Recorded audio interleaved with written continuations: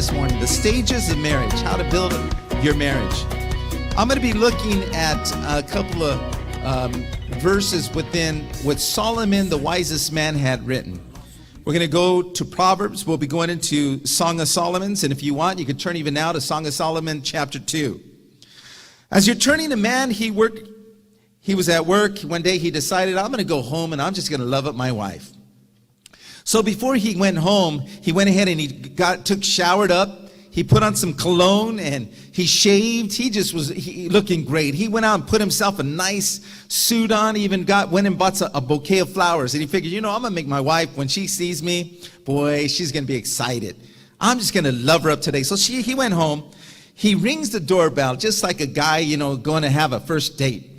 And right when he rang the doorbell, she opened it up, and instead of, to his surprise, her saying, "Oh, darling," mounting in his arms, she looked at him and said, "Oh, no." She goes, "This has been a terrible day. First, I had to take Billy to the emergency hospital because he fell down and he scraped up his knees. Then your mother called and said she was going to stay for 2 weeks here at the house. And then the washing machine broke, and then now this, you're standing out here like that." And he's like, "What?" She goes, "Oh man, you had to come home drunk." Just like it, and sometimes women do tend to get a little suspicious of their husbands, but it didn't start with you ladies, so feel good about it. It started with Adam and Eve. One day Adam and he was staying out late a couple of nights, and night after night he was staying out a little bit too late. So one day he came home and Eve was like, "Adam, who are you seeing? I know you're with some other woman, Adam." And Adam's like, "Come on, Eve, you're the only woman on earth. No, you're out there, you're staying out too late. Look at what time you got in. It's way too late. You must be out there with some other women." And Adam kept saying, "No, I'm not staying out there with other women." And finally, Adam, they were going back and forth, and he fell asleep. He got tired about it, and he just fell asleep until in the middle of the night, he felt something on his chest. And what is that? He opened his eyes, and all of a sudden, he's seen Eve. She was hitting his chest, and he goes, "What are you doing, Eve?" "I'm counting all your ribs."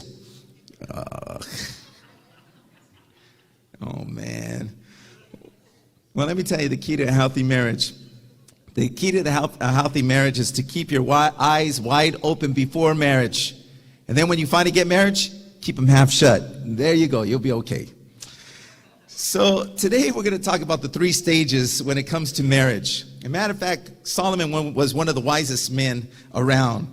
And in Proverbs 24, verse 3, he wrote this: "Homes are built on the foundation of wisdom and understanding." In other words, God wants you to be wise. He wants you to understand how a marriage actually operates. For those of you who are not married, this is for you. This way you already have a running head start. For those of you who are single again, great. This is going to help you for the next again. And for those of you who are married, this is definitely going to help you for today. My goal today is to learn the common stages of marriage so you can be wise with understanding, as Solomon had wrote. They're unaware sometimes, people who get married, of the dynamics of marriage. They're in the dark of what actually takes place in a marriage. I've heard some people say, "I have no idea what went wrong with our marriage. It didn't turn out as we planned. Instead of ending up on that road of beautiness, man, it ended up in a road of disaster." One of the nice things about the church here at Avondale, our Calvary Avondale, we want to help you with wisdom and understanding. As a matter of fact, even after this, if you need to be encouraged with what I call biblical guidance, assistance, you go ahead and talk to me or some of the leaders in the church, and we'll come alongside you. But there are definite stages in a marriage, and when you understand that, it makes marriage a little bit more easier for you to move to the next stage. Some of you this morning are going to be in one of the 3 stages. And Lord willing, you're on the 3rd one. But let's go to this first stage 1. Stage 1, what I call the happy honeymoon. The key idea of the happy honeymoon is it's thrilling. Oh, this is great, man. As a matter of fact, Song of Solomon, He knew all about the happy honeymoon. And listen to the comparisons in the description of the chapter that we have here in Solomon chapter 2. Song of Solomon chapter 2 here. Verse 2. Notice what Solomon says. He says, oh, he's at his happy honeymoon right here. Here he is. Like a lily among thorns, so is my love among the daughters. Or in other words, like a lily among thorns is my darling among the maidens. You know, this guy is totally in love. His eyes is going to that lady. Trink, trink. Oh, pitter patter. He's all in love. Oh, but not just Solomon. Watch the way she goes and turns and talks back to him. Verse 3-5. She says this. Like an apple tree among the trees of the forest is my lover among the young men. I delight to sit in his shade, and his fruit is sweet to my taste. He's taken me to the banquet hall, and his banner over me is love.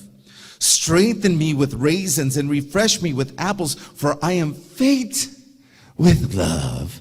Ooh, you know, can you see that? She's all in love. She's devastated by this guy. Oh, in other words, he's my big hunk of a hunky man. Oh, I love this guy. He's bad. I love him. Then in verse 8, listen, my lover. Look, here he comes leaping across the mountains, bounding over the hills, she writes about her hunk of a man. Wives, can you see your husband bouncing into the living room on top of the sofas in his boxers from one spot to the next? Leaping over the hills and valleys? Come on. What's happening here?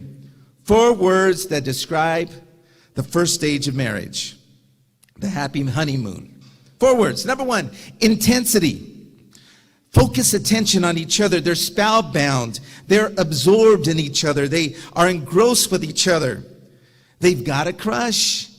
And you know, they play that song over and over, that oldie but goodie. And I was trying to find it so I could have played it for you guys, but you get it even better. I'll sing it for you. I only have eyes for you. Ooh, oh, man. That's right. That's what happens in the first stage of marriage, man. The honeymoon is on and you're playing, hey, I got a song for us, baby doll. You know, I only got eyes for you. Intensity. The second one is idealism. You have a tendency of the first stage of your marriage to put your partner on a pedestal. They're up there. They're the big the grand kapuba. Or some would say, my poopsie bear, you know. We see them in chapter 4 here in verse 1 of Song of Solomon. Again, he writes, how beautiful you are, my darling. How beautiful. Oh, man, you are on the comparison. Then he starts comparing her. He starts saying, your eyes behind your veils are doves. Your hair is like a flock of goats. Guys, let me tell you this part, man. I tried that on Mary and it didn't work. Don't tell her hair is like goats. You know, she just didn't fall for it, man. I think because when I went over to Lalo's house, in the backyard, he has a bunch of cows, and you know, it smells, and she was thinking her hair smelled. What are you saying? I didn't shampoo my hair? What's up with that? So don't try that part. But he goes over there, your hair is like goats. And then verse 7, in that same chapter, Song of Solomon, he writes, all beautiful you are, my darling. There is no flaw in you. Oh, man, the brothers right now are saying, that's right, Pastor. Why don't you tell my wife to go ahead and repeat that prayer, that song right now to me. There's no flaw in me. Yeah, they're perfect. There's no faults. There's no flaw. It's intensity and it's idealism that's on a pedestal. Number 3, we find in the honeymoon stage is indulgence. There's a lot of giving in and a lot of giving up. Whatever you want, baby. No, whatever you want. No, wherever you want. Oh, you can have the remote, honey. No, you can have the remote. No, you can have the remote. That alone is funny in myself. Okay, you go along and you get along. Or in Donnie's case, no, you could drive the golf cart today, baby. No, you could drive the golf cart today.